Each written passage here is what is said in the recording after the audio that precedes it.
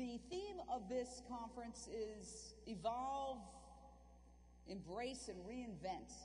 And when I was thinking of how I could sum that up, I thought of Charles Dickens. It was the best of times, it was the worst of times. It was the age of wisdom, it was the age of foolishness. To me, that summarizes the age of Twitter, right?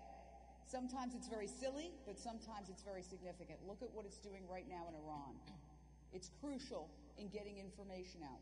They're trying to have a revolution over there, and we're in the middle of a different kind of revolution right here. We're in the middle of a media revolution that is extraordinary. It's technological, it's economic, it's cultural, and it's political as well. And essentially, we are experiencing as a species a profound change in how we communicate with each other. And whenever you have change, you have resistance to change. Some of it's good, some of it's bad. The bad side is that a lot of really good, competent people are losing their jobs, and newspapers and magazines are suffering. The good news is that there are opportunities for people who are willing to change, willing to flex new muscles, and for people who want to break into this business. And I have been in this business 30 years. I've experienced a lot of mini revolutions. When I started, shortly after I graduated in 1977 from NYU,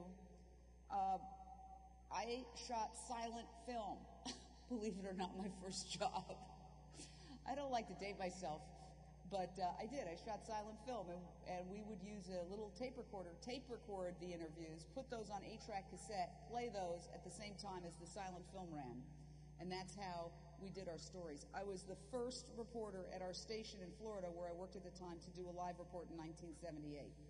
And that was crazy. It was trippy. Oh my gosh, how is this going to work? It's like, beam me up, Scotty.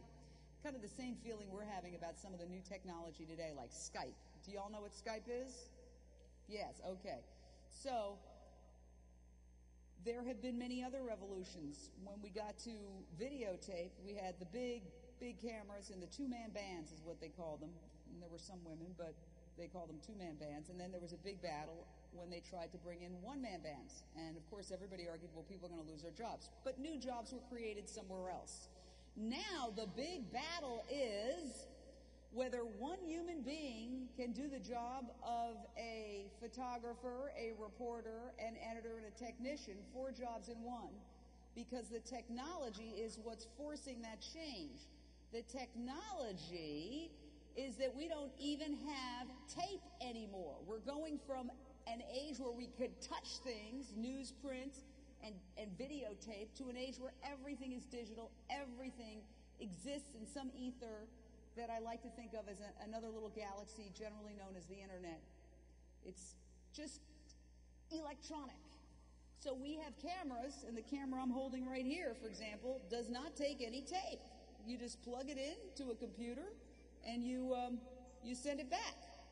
So now they want to have something called a content provider, and that is a person who goes out and does the story as a reporter, shoots it as a photographer, goes to the local Starbucks, edits it on their computer, their laptop using Final Cut Pro, and then hits send and sends it back. And it's not only how it's done that's changing radically, it's where that content goes. Instead of the old 6 o'clock news or 11 o'clock news, it's platforms.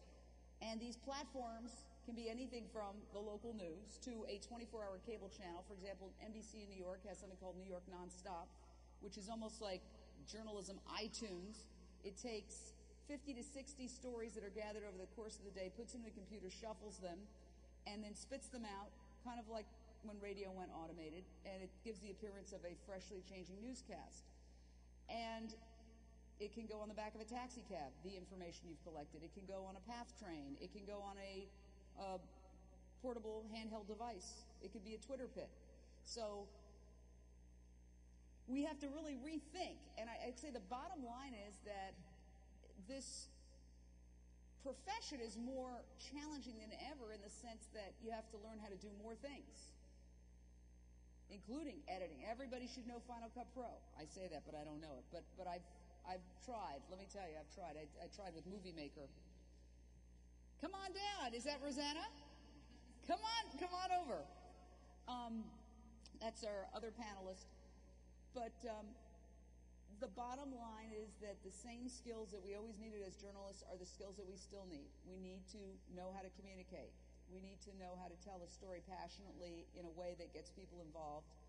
And we need to have the tools to tell that story. The tools are different. It's not just a pen and a paper, a typewriter, or a computer. It's now all this other technology. But the main thing is still the same.